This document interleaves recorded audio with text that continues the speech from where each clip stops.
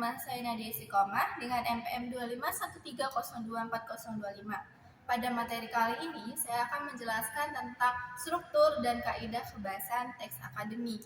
Nah, teman-teman semuanya, pada materi ini tuh sangat berguna, yaitu karena teks akademik ini merupakan sebuah tulisan yang biasa digunakan dalam pendidikan, terutama pada perguruan tinggi.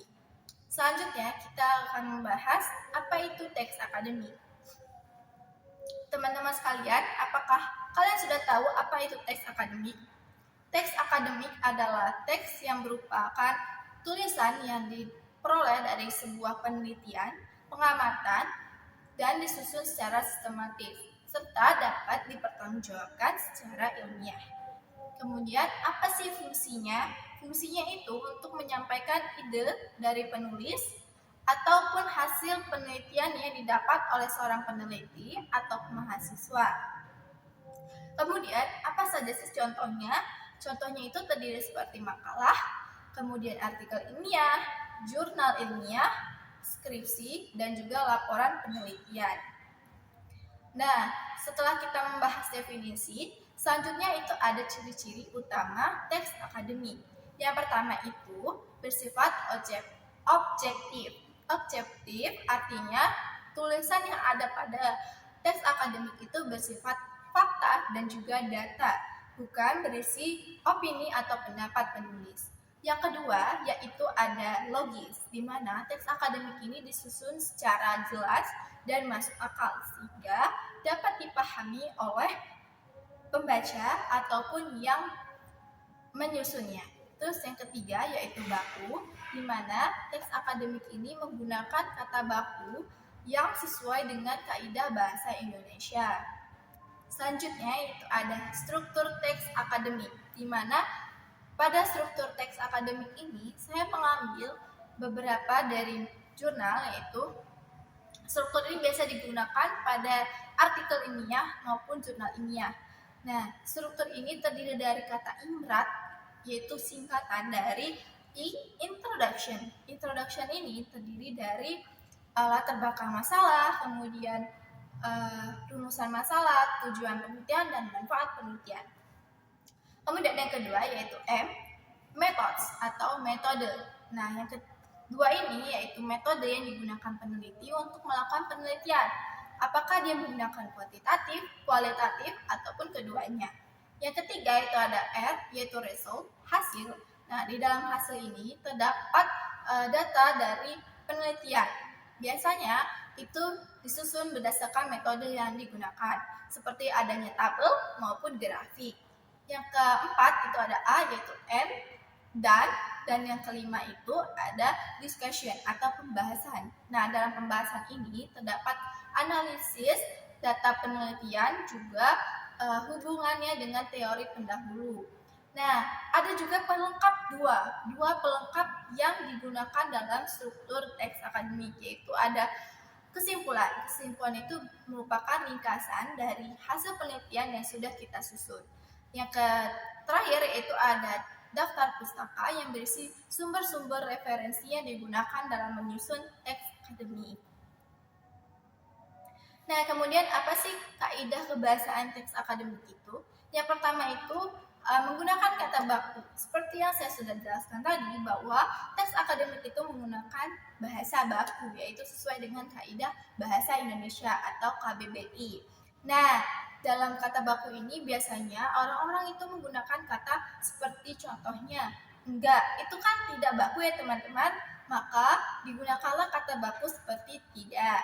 Nah, kemudian yaitu yang kedua yaitu menggunakan kalimat efektif, yaitu menggunakan kalimat yang secara jelas, singkat, dan juga padat.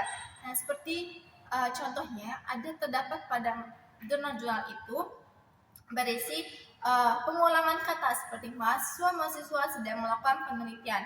Padahal bisa mereka menggunakan mahasiswa sedang melakukan penelitian. Kemudian yang ketiga yaitu bersifat objektif, yaitu data itu harus diperoleh dari fakta ataupun data. Dan itu biasanya contoh seperti ini. Berdasarkan hasil observasi, berdasarkan hasil penelitian, dan sebagainya. Terus yang terakhir itu menggunakan istilah-istilah ilmiah. Nah, ini terdapat pada bidang-bidang tertentu saja, seperti adanya hipotesis ataupun yang lainnya. Nah, sekarang adalah peran teks dari teks akademik. Nah, selanjutnya itu ada peran teks akademik yang tadi saya sempat baca, yaitu teks akademik ini sangat berperan penting dalam pendidikan, terutama di perguruan tinggi, untuk menyampaikan hasil argumentasi, hasil penelitian, dan disusun ini secara sistematis, logis, dan berdasarkan fakta maupun data. Nah, selain itu, peran teks akademik ini juga yaitu untuk melatih kemampuan menulis ilmiah, mendukung perkembangan ilmu pengetahuan, dan juga menyampaikan atau menambah literasi akademik semua mahasiswa ataupun penelitian. Nah, kesimpulan dari presentasi yang sudah saya sampaikan bahwa teks akademik itu merupakan teks yang sangat penting di pendidikan, terutama di perguruan tinggi. Nah, teks akademik ini membantu kita untuk menyampaikan argumentasi hasil penelitian yang disusun secara sistematis, logis, dan berdasarkan fakta dan data. Nah, teks akademik juga disusun secara struktur mulai dari pendahuluan hingga daftar pustaka. Nah, teks akademik juga menggunakan kalimat baku, kalimat efektif, istilah ilmiah yang dapat mendukung teks akademik itu agar berjalan atau dapat dipahami oleh khalayak ramai. Dan teks akademik ini juga mendukung kita untuk melatih kemampuan menulis ilmiah dan juga mengikuti perkembangan ilmu pengetahuan yang ada pada zaman sekarang. Nah, jadi ternyata teks akademik ini benar-benar sangat penting ya teman-teman, apalagi kita sebagai mahasiswa yang seharusnya harus bisa menyusun teks akademik ini dengan baik. Apalagi saat nanti kita lulus, itu kita akan menyusun sebuah skripsi, di mana skripsi ini adalah bagian dari teks akademik. Jadi, kita sebagai mahasiswa harus bisa melakukannya. Nah, sekian presentasi dari saya. Apabila ada salah kata ataupun perbuatan, saya mohon ampun.